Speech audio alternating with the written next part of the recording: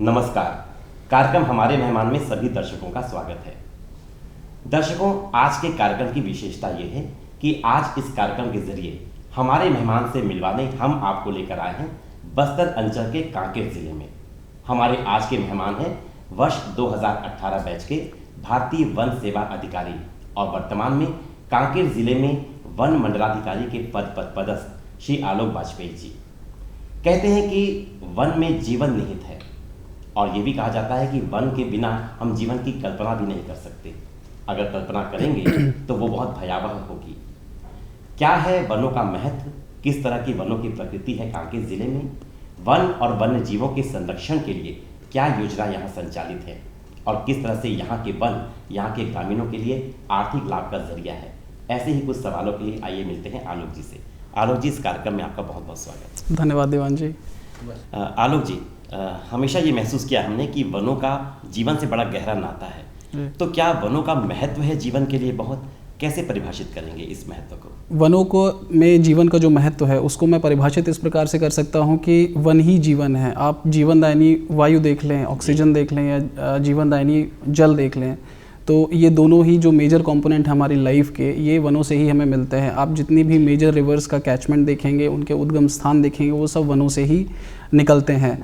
तो मैं वनों के महत्व को इस प्रकार से समझा सकता हूँ कि वन ही जीवन है। और छत्तीसगढ़ में हमने देखा है जैसे 44% भूभाग वनाच्छादित है, तो यहाँ की संस्कृति, यहाँ के लोगों का जीवन यापन, यहाँ के लोगों की जितनी भी धार्मिक गतिविधियाँ हैं वो सभी कुछ वनों पर आधारित हैं। आप एक आम छत्तीसगढ़िया के जीवन में आप सुबह से शाम तक ऑब्जर्व करेंगे तो आपको देखने को मिलेगा कि वो कहीं ना कहीं उनकी सारी गतिविधियाँ वनों पर आधारित हैं। जी आलोक जी, बहुत ही सुंदर परिभाषा आपने दी कि वन ही जीवन है। जानना चाहेंगे कि कांकेर जिले में वनों की प्रकृति किस तरह की है, कैसे वन है यहाँ पर? जी, जैसा आप जानते हैं कि जो कांकेर है वो बस्तर क्षेत्र का प्रवेश द्वार है और यहाँ की भौगोलिक परिस्थितियाँ आप देखेंगे तो ये एक बहुत चट्टानी यहाँ पे भौगोलिक परिस्थितियाँ हैं। साथ ही साथ अगर हम इसको साइंटिफिकली डिफ़ाइन करते हैं, जब हम फॉरेस्ट्री में डिफ़ाइन करते हैं तो चैंपियन एंड सेठ वर्गीकरण एक प्रयोग में लाया जाता है, जिसके अनुसार यहाँ पे मॉइस्ट डेसिडुअस और ड्राई डेसिडुअस टाइप के फॉरेस्ट हैं। उसके अलावा चूँकि चट्टानी पारिस्थितिकी तंत्र है तो यहाँ पे डिग्रेडेड फॉरेस्ट भी मिलेंगे और इसी क्रम में आपको इसी टाइप का वेजिटेशन मिलेगा। और साथ ही साथ वन्य प्राणी भी आपको इस वातावरण के लिए अनुकूल हैं, जैसे तेंदुआ हो गया, भालू हो गया, इस टाइप के आपको वन्य प्राणी भी देखने को मिलेंगे कांकेर में। आपने वन्य प्राणियों की बात की, तो जानना चाहेंगे कि वन्य प्राणियों के संवर्धन के लिए और संरक्षण के लिए किस तरह की योजनाएं कांकेर जिले में संचालित है? चूँकि मुख्यतः मैंने आपको बताया कि यहाँ पे तेंदुआ की बहुतायत है, यहाँ पे भालुओं की बहुतायत है, तो जिसके लिए हम लोग वन्य क्षेत्रों में, खासकर हमारे जो शहरी क्षेत्र के आसपास हैं जहाँ पे मानव या वन्य प्राणी द्वंद्व की स्थितियाँ उत्पन्न होती हैं, तो उसके निराकरण के लिए हम लोगों ने फलदार रोपण किया है, जिसको जामवंत परियोजना के अंतर्गत क्रियान्वित किया गया है कैंप अहमद से। उसके अतिरिक्त बहुत सारे डबरी बनाए गए हैं वन्य क्षेत्रों में। नरवा विकास योजना के बारे में आप लोग भली भांति परिचित हैं कि वो एक बहुत ही महत्वपूर्ण योजना है शासन की, जिसके अंतर्गत पूरा जल संवर्धन का कार्य वन क्षेत्रों में और इवन राजस्व क्षेत्रों में हो रहा है, जिस वजह से जब चारा और पानी दोनों अगर उपलब्ध हैं वहाँ पे तो मानव और वन्य प्राणी द्वंद्व की स्थिति उत्पन्न नहीं होती है। दूसरी बात, आपने वन्य प्राणी संरक्षण की करी, तो उसमें हमारी जो टीम है, हमारा जो वन अमला है, वो सतत रूप से गश्त करता है और उनके सुरक्षा का ध्यान रखता है और यह भी सुनिश्चित करता है कि कहीं पे भी मानव और वन्य प्राणी द्वंद्व की स्थिति उत्पन्न ना हो। आलोक जी, वन्य प्राणियों का संरक्षण और संवर्धन, लेकिन आधार में वन का संरक्षण बहुत जरूरी है। बिल्कुल। तो वनों के संरक्षण के लिए किस तरह की तैयारी है आपके प्रशासन की, किस तरह की योजनाएं हैं और ग्रामीणों का कितना साथ मिलता है इसमें? जी, बिल्कुल सही कहा आपने कि जो वनों का संरक्षण है, जब वन संरक्षित होंगे तभी उसमें रहने वाले वन्य प्राणी संरक्षित होंगे, तभी उसमें उससे आधारित जो जीविकोपार्जन होता है हमारे ट्राइबल्स का, हमारे जो फॉरेस्ट ड्वेलर्स हैं उनका, तो वनों का संरक्षण बहुत महत्वपूर्ण है और ये हमारी प्राइमरी रिस्पॉन्सिबिलिटी भी है एज अ फॉरेस्ट डिपार्टमेंट। तो इसको हम देखते हैं कि हमारा वन अमला पूरा सतत रूप से इसमें गश्त करता है। इसमें हमारे जो फॉरेस्ट गार्ड हैं वो बीट इंस्पेक्शन करते हैं, हमारे अधिकारी लोग बीट इंस्पेक्शन करते हैं। साथ ही साथ जो लोगों का जुड़ाव है इसमें, वन जो सुरक्षा प्रबंधन समिति होती है, GFMCs जिसको हम बोलते हैं, तो उनका भी इसमें योगदान रहता है। अच्छा, वन किस तरह से कांकेर जिले के ग्रामीणों के लिए आर्थिक लाभ का जरिया बन रहे हैं, जी जी, वनोपज के संदर्भ में आपसे जानना चाहेंगे। जी जय मैं आपको बताना चाहूँगा कि इस समय छत्तीसगढ़ शासन 65 प्रकार के लघु वनोपजों की खरीदी MSP पे कर रहा है। तो ये कांकेर ज़िले से ही नहीं बल्कि वरन पूरे छत्तीसगढ़ में चल रहा है। और इस समय हम लोग लघु वनोपज के क्षेत्र में, लघु वनोपज खरीदी के क्षेत्र में देश में अग्रणी हैं। क्या बात। और इसके अतिरिक्त हम कांकेर की बात करें तो यहाँ पे लघु वनोपज में महुआ, हर्रा, बहेड़ा, चार और इसके अतिरिक्त तेंदुपत्ता। मैं आपको बताना चाहूँगा कि इस वर्ष तेंदुपत्ता का हमारे 38,000 संग्राहकों ने लगभग 5.5 करोड़ का तेंदुपत्ता खरीदा है, जिसका भुगतान इस समय किया जा रहा है। तो आप देखेंगे कि बहुत सारे जो हमारे लघु वनोपज हैं और जो जिनका संग्रहण हमारे जो वनों पर, जो वनों के आसपास के गांव हैं जो, तो वो लोग उसका संग्रहण करते हैं तथा उसको वो हम लोगों को, फॉरेस्ट डिपार्टमेंट को उसको देते हैं तथा इसी से इन लोगों का जो जीविकोपार्जन है और इनका जो आर्थिक स्थिति है वो काफ़ी सुदृढ़ हो रही है। जी आलोक जी, इमली और लाख जी आज बस्तर की पूरी पहचान बन चुका है जी, उत्पादन जो है। तो इसके संदर्भ में अगर हम कांकेर जिले का अवलोकन करना चाहें, मूल्यांकन करना चाहें जी, तो क्या नजर आएगा, क्या हाथ आएगा हमारे? लाख के लिए कांकेर हमेशा से अग्रणी रहा है और अभी भी लाख की खेती यहाँ पे किसान करते हैं और बढ़ चढ़ कर करते हैं, जिसमें लघु वनोपज संघ, जो छत्तीसगढ़ लघु वनोपज संघ है, वो उनको ऋण प्रदाय में भी सहायता करता है। तो हमारे यहाँ लाख की खेती ये बहुत ही कॉमन एक प्रैक्टिस है, जो कि हिस्टोरिकल, मतलब हिस्ट्री में आप देखेंगे उठा के तो कांकेर जिला हमेशा से अग्रणी रहा है लाख में। इमली में बस्तर के बाद मैं कह सकता हूँ कि कांकेर में इस समय इमली का भी संग्रहण बहुत अच्छा चल रहा है और प्रसंस्करण के दिशा में भी हम कई कदम उठा रहे हैं। मैं आपको बताना चाहूँगा कि हमारे यहाँ नरहरपुर परिक्षेत्र में, कांकेर वन मंडल के, वहाँ पे हमने एक FPO भी रजिस्टर किया है, जो कि संभवतः फर्स्ट FPO है माइनर फॉरेस्ट प्रोड्यूस के क्षेत्र में। और उसके अतिरिक्त हम इसमें इमली के संग्रहण के अतिरिक्त इसका प्रसंस्करण भी, इसकी दिशा में भी हम काम कर रहे हैं कि हम लोग इमली कंसंट्रेट बना पाएँ कांकेर जिले में। जी आलोक जी, महुआ, इमली, लाख जी, इन सब के अलावा जो भी कांकेर से गुजरता है जी, और वो सीताफल का जब भी जिक्र आता है तो कांकेर को याद करता है जी। तो ये कांकेर का सीताफल के साथ कैसा नाता है? सीताफल जैसे मैंने बताया यहाँ बहुतायत में होता है, जो वनों में भी आपको सीताफल के वृक्ष मिलेंगे और प्राइवेट लैंड्स में भी आपको सीताफल के मिलेंगे। तो यहाँ का सीताफल का जो स्वाद है वो शायद और किसी भी जगह के सीताफल से बहुत अच्छा है। इसी वजह से इसको हमने मतलब शासन ने इसको 1 डिस्ट्रिक्ट 1 प्रोडक्ट के अंतर्गत लिया है कि कांकेर का 1 डिस्ट्रिक्ट 1 प्रोडक्ट में सीताफल आता है। और यहाँ पे सीताफल के प्रसंस्कृत करके आइसक्रीम भी बनाई जा रही है, जो कि रीपा के अंतर्गत हम उसको बना रहे हैं और हमारे वनधन विकास केंद्र में भी इसका सीताफल आइसक्रीम का निर्माण हो रहा है, जिससे कि हमारी जो महिला स्वसहायता समूह है उनको अच्छा जीविकोपार्जन इससे हो रहा है। आपका ये जो जवाब है सुन करके मुझे लगता है कि सारे दर्शक जो हैं वो मिठास महसूस कर रहे होंगे। और अगला जो प्रश्न है वो यही है कि वनधन विकास केंद्र योजना जो है वो किस तरह से यहाँ के ग्रामीणों के लिए, विशेष करके जो स्व सहायता समूह हैं, उनके लिए एक आर्थिक रूप से जो है रीढ़ की हड्डी का काम कर रहा है? जी बिल्कुल। वनधन विकास केंद्र एक ऐसी संकल्पना है जिसके अंतर्गत उनको हम एक प्लेटफॉर्म, मतलब शासन एक प्लेटफॉर्म प्रोवाइड करता है, जहाँ पे जो लघु वनोपज हैं उनका प्राथमिक प्रसंस्करण एवं द्वितीयक प्रसंस्करण होता है। तो अभी कांकेर जिले में आप देखेंगे हमारे यहाँ जो कोरर क्षेत्र है, तो कोरर क्षेत्र में भानबेड़ा गांव में हमारा महुआ लड्डू का केंद्र एक बहुत ही अच्छा केंद्र बनकर उभरा है, जिसमें महुआ लड्डू प्योरली ऑर्गेनिक फॉर्म में बनाया जाता है और इसकी जो डिमांड है वो यहाँ से लेके दिल्ली तक पूरे देश में इसकी डिमांड है। और ये हमारे भानबेड़ा के जो महिला स्व सहायता समूह हैं उनकी आर्थिक सुदृढ़ीकरण के लिए एक बहुत अच्छा केंद्र बनकर उभरा है। उसके अतिरिक्त मैं आपको एक और केंद्र के बारे में बताना चाहूँगा जो यहाँ पर संचालित है, इच्छापुर वनौषधि केंद्र। चूँकि हमारे जो वन क्षेत्र है वहाँ पे नेचुरली बहुत सारे मेडिसिनल प्लांट्स एंड हर्ब्स पाए जाते हैं, तो इसी को यूटिलाइज़ करते हुए हमारे इच्छापुर में वनौषधि केंद्र संचालित हो रहा है, जिसमें BAMS डॉक्टर्स भी काम कर रहे हैं और नई नई उसमें औषधियाँ बना के और उसको हम लोग उसको डिस्ट्रीब्यूट करा रहे हैं अपने संजीवनी केंद्रों के माध्यम से। तो आप देखेंगे कि सिर्फ आर्थिक सुदृढ़ीकरण तो है ही, उसके साथ ही साथ आप प्रोडक्ट्स की डायनेमिक्स देखेंगे, आप उनकी डाइवर्सिटी देखेंगे कि औषधि भी बन रही है, फूड प्रोडक्ट्स भी बन रहे हैं। तो एक बहुत अच्छा एक केंद्र ये बनकर उभरे हैं जो ग्रामीण अर्थव्यवस्था को सुदृढ़ कर रहे हैं। आलोक जी, आपने वनौषधि प्रसंस्करण केंद्र की बात कही है। जी। जानना चाहेंगे कि औषधीय पौधों का जो रोपण है, जी। इसके लिए शासन किस तरह की मदद यहाँ के लोगों को करता है और कितनी जागरूकता है लोगों में इस विषय को लेकर? जी बिल्कुल दीवान जी, यहाँ पर हम लोग जब भी वृक्षारोपण हो रहा है तो जैसे प्राइवेट लैंड में भी वृक्षारोपण को हम अभी बढ़ावा दे रहे हैं। उसके साथ ही साथ उनके जो खेतों में पहले सिर्फ धान होता था, अभी वृक्षों की खेती भी करना प्रारंभ कर रहे हैं। तो साथ ही साथ अंतर फसल में जो इंटरक्रॉपिंग जिसको हम बोलते हैं, तो उसमें हम औषधीय पौधों के भी रोपण को बढ़ावा दे रहे हैं, जिससे कि हमें कच्चा माल जो है वो सीधे सीधे किसानों के खेतों से प्राप्त हो और उसको हम वनौषधि केंद्र में उसको प्रसंस्कृत करके विभिन्न औषधियाँ बनाएं।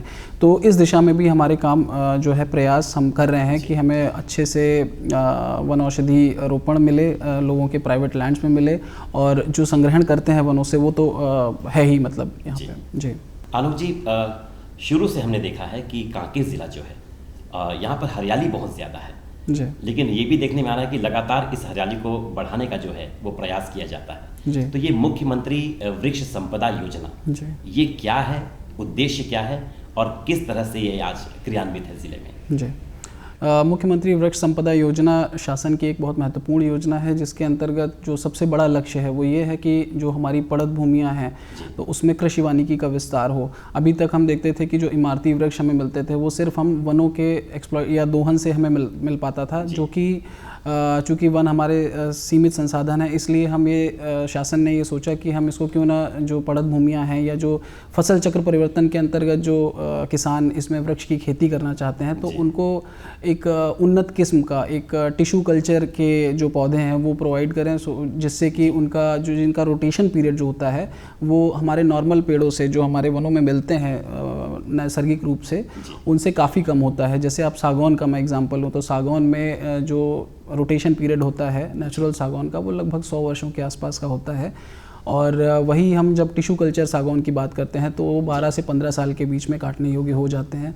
तो एक तरफ हमारी हरियाली भी बढ़ रही है, दूसरी तरफ हमारे इमारती जो लकड़ी है उसका भी उपलब्धता हमें प्राइवेट लैंड से ही मिल रहा है, जिससे कि वनों पर उतना दबाव आगे चल के नहीं महसूस किया जाएगा। आलोक जी, वनों की हरियाली से हट करके थोड़ा व्यक्तिगत जीवन में झांकने का प्रयास करेंगे आपके, और जीवन में जो आपकी हरियाली आई है उसकी शुरुआत कहाँ से हुई, बचपन आपका कहाँ बीता, कैसा माहौल था परिवार का, ये बताइए। मैं मूलतः उत्तर प्रदेश के हरदोई ज़िले का निवासी हूँ, और मेरे पिताजी बैंक ऑफिसर थे और माताजी टीचर थीं, अभी दोनों रिटायर्ड हैं जी। और शुरुआती शिक्षा दीक्षा हरदोई में ही हुई, हरदोई ज़िले में जिला मुख्यालय में ही मेरा घर पड़ता है जी। उसके अतिरिक्त मैं फिर जब आगे बढ़ा तो इंजीनियरिंग मैंने HBTA Harcourt Butler technological institute Kanpur, जो कि 1921 का कॉलेज है जी। उस समय यूनाइटेड प्रोविंस हुआ करता था और यूनाइटेड प्रोविंस के governor sir Spencer Harcourt Butler ने इसकी शुरुआत की थी। तो उस कॉलेज से मैंने मैकेनिकल इंजीनियरिंग विधा में इंजीनियरिंग की जी। और इंजीनियरिंग करने के बाद मैं पहली नौकरी जो मेरी थी वो इंडियन स्पेस रिसर्च ऑर्गेनाइजेशन में बतौर साइंटिस्ट के तौर पे मैंने काम किया 1 साल। इसरो में? जी, इसरो में मैंने काम किया 1 साल। उसके बाद फिर मैं BHEL में रहा, कुछ और संस्थाओं में काम किया मैंने, जैसे BHEL हरिद्वार में था मैं एज अ एग्जीक्यूटिव इंजीनियर। उसके बाद इंजीनियरिंग सर्विसेज में जल शक्ति मंत्रालय में मैं उप निदेशक पद पर था, और उसी समय मुझे उसके बाद ही मैं यहाँ पे इंडियन फॉरेस्ट सर्विस में आया 2018 बैच में।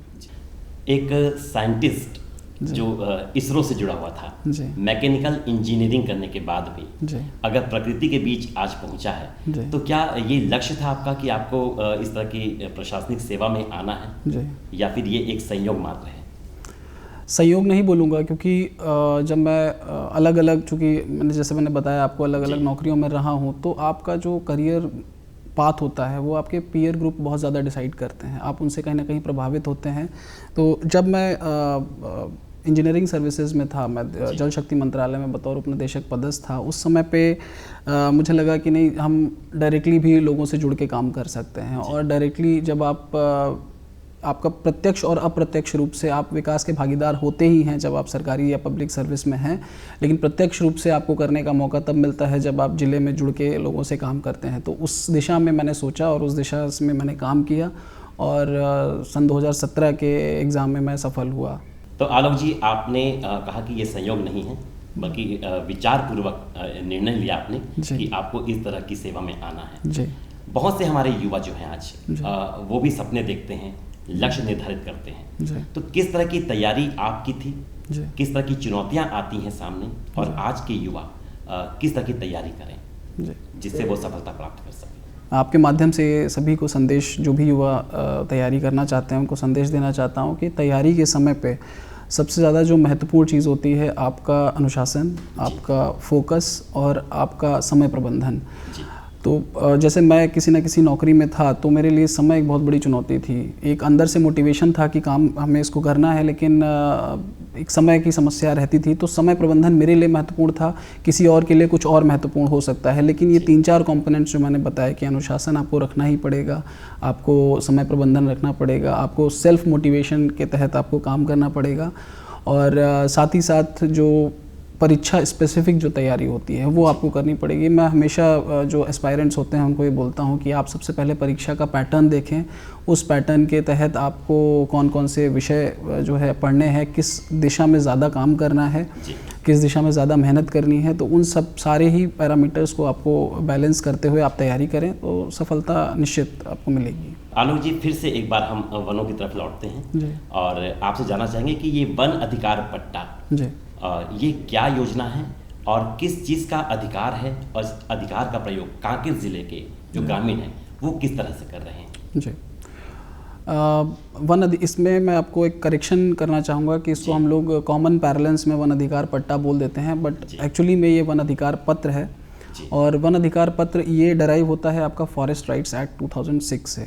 तो इस अधिनियम के अंतर्गत जो हमारे ट्रेडिशनल फॉरेस्ट ड्वेलर्स थे या जो शेड्यूल्ड ट्राइब्स थे, जो सतत रूप से हमारे वनों पर आश्रित भी थे और उसी जगह पे रह रहे थे, तो उनका जो उनको अधिकार ऑलरेडी मिले हुए थे, तो उनको एक विधिक रूप से एक व्यवस्था के तहत उसको आइडेंटिफाई करना और उसको अप्रूव करने का एक ज़रिया है, जिसमें मूलतः 3 प्रकार के हमारे राइट्स रहते हैं। इंडिविजुअल राइट जिसको हम व्यक्तिगत अधिकार पत्र बोलते हैं, और उसके अतिरिक्त कम्युनिटी राइट्स जिसको सामूहिक अधिकार बोलते हैं, और CFRR community forest resource rights की उनके प्रबंधन पर और उनके संवर्धन पर भी उनके अधिकार मान्य किए गए हैं।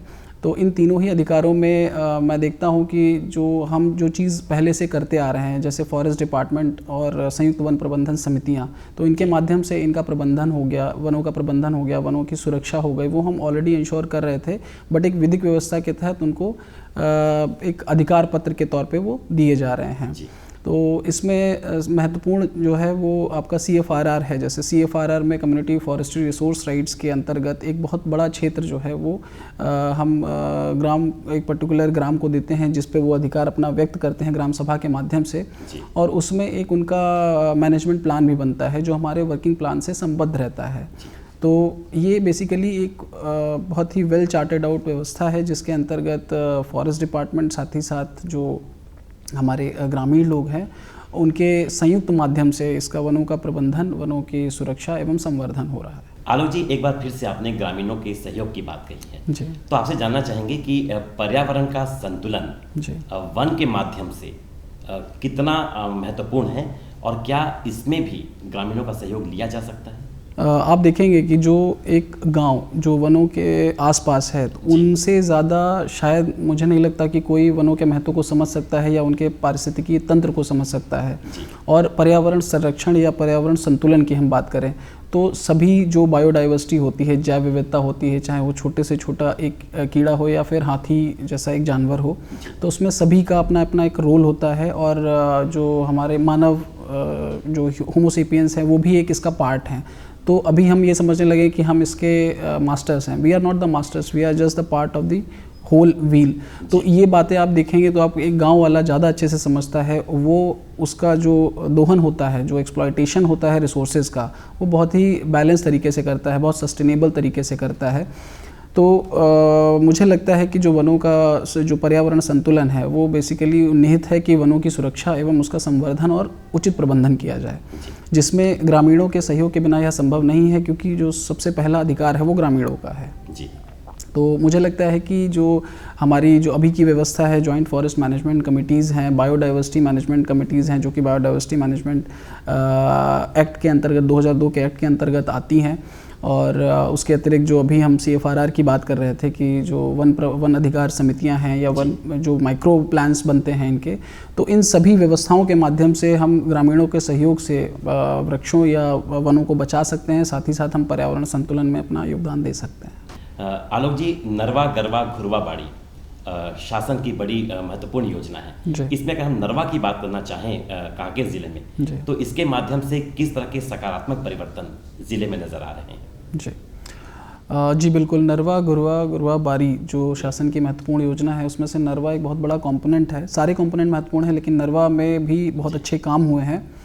तो आप कांकेर ज़िले में देखेंगे, जब हम लोग जाते हैं तो ग्रामीणों से पूछते हैं कि नरवा की कौन सी योजना आपको लगता है कि बहुत ज़्यादा फलीभूत हुई है, बहुत ज़्यादा जिसके सकारात्मक परिणाम आए हैं, तो सभी लोगों का निर्विवाद रूप से ये उत्तर होता है कि नरवा योजना। मैं जब फील्ड विजिट पे जाता हूँ तो देखता हूँ कि जो तालाब पहले सूखे रहते थे, चाहे वो चाहे कुएँ हों या तालाब हों, जो पहले सूखे रहते थे, आज उनमें जो है जून के महीने में भी पानी आपको मिलेगा, जिससे कि लोग, और हमारे जो चेक डैम्स बने हुए हैं, स्टॉप डैम जो हमारे वैली रीजन में बनते हैं, तो उससे जुड़े हुए जो खेत हैं, जो ग्रामीण जो वहाँ पे खेती करते हैं, तो उन्होंने भी ये बताया कि हम इससे पहले हमें यहाँ पे पानी नहीं मिलता था और हमारा जो भूजल स्तर था वो लगातार गिरता जा रहा था, लेकिन आज नरवा योजना के तहत जो भी हमारे स्ट्रक्चर्स बने हैं उसमें पानी हमारा गर्मियों तक रुकता है और वहाँ से हम पानी लेके अपनी फसल जो है वो पहले हम एक बार ले पाते थे, आज हम वो 2 या 3 बार ले पा रहे हैं। तो ये सकारात्मक प्रभाव हैं इस योजना के। आलोक जी, प्रशासनिक अधिकारी और बहुत से पड़ावों से होकर के इस मुकाम तक आप पहुंचे हैं जी। अगर ये जानना चाहें कि इस प्रशासनिक अधिकारी की जिम्मेदारियों के अलावा आलोक वाजपेयी जी को वनों से कितना प्यार है जी, तो किन शब्दों में अपने इस प्यार को आप परिभाषित करेंगे? पर्सनल तरीके से मैं देखूं तो मुझे ट्रैकिंग का बहुत शौक़ है, मुझे रनिंग का बहुत शौक़ है और मुझे ट्रैवलिंग का बहुत शौक़ है। और उसमें जितने भी आप जो मैं स्थान गया हूं तो लगभग 95% जो स्थान होते हैं वो नैसर्गिक या प्राकृतिक होते हैं। तो वनों से हमेशा नेचुरली बहुत प्यार रहा है और मैं अपने आप को सौभाग्यशाली मानता हूं कि जिस चीज़ से मैं प्यार करता था, मैं आज उसी दिशा में या उसी क्षेत्र में मुझे काम करने का सौभाग्य मिला है। तो जैसे मैंने बताया कि जो मेरा ट्रैवलिंग एक बहुत बड़ा शौक़ है, हमेशा से रहा है। बचपन से ही मुझे प्राकृतिक क्षेत्रों में घूमना बहुत पसंद है और मैं बहुत सौभाग्यशाली मानता हूँ अपने आप को कि मुझे जिस क्षेत्र में प्रेम रहा उसी में काम करने का मौका मिला। और पोस्टिंग भी आप देखेंगे तो बस्तर क्षेत्र में मुझे पोस्टिंग मिली और बस्तर क्षेत्र जो है वो वनों पर ही, उसके सब कुछ वनों पर ही आधारित है और साल वनों का द्वीप कह सकते हैं जिसको हम। तो वहाँ पे काम करने का मौका मिला, इस प्राकृतिक वातावरण में मुझे काम करने का मौका मिला, इसके लिए मैं अपने आप को बहुत सौभाग्यशाली समझता हूँ। आलोक जी, मुझे लगता है कि हमारे जितने भी लोग छत्तीसगढ़ में हैं, विशेषकर जो बस्तर में रहते हैं, साल वनों के द्वीप में रहने का सौभाग्य हम सबको भी मिला है। लेकिन केवल सौभाग्य ही नहीं, बल्कि इस सौभाग्य के साथ जिम्मेदारी भी जुड़ी है। और जिम्मेदारी ये है कि हम अपने वनों का, वन्य जीवों का संरक्षण भी करें और संवर्धन के लिए जो सरकारी योजनाएं हैं उनमें उनका साथ भी दें, क्योंकि वन है तो हमारा जीवन है। आलोक जी, इस कार्यक्रम के जरिए हमारे दर्शकों से रूबरू होने के लिए और वनों का महत्व बताने के लिए और ये बताने के लिए कि वनों के प्रति हम सबकी सामूहिक जिम्मेदारी है, हम आपका बहुत बहुत धन्यवाद करते हैं। धन्यवाद।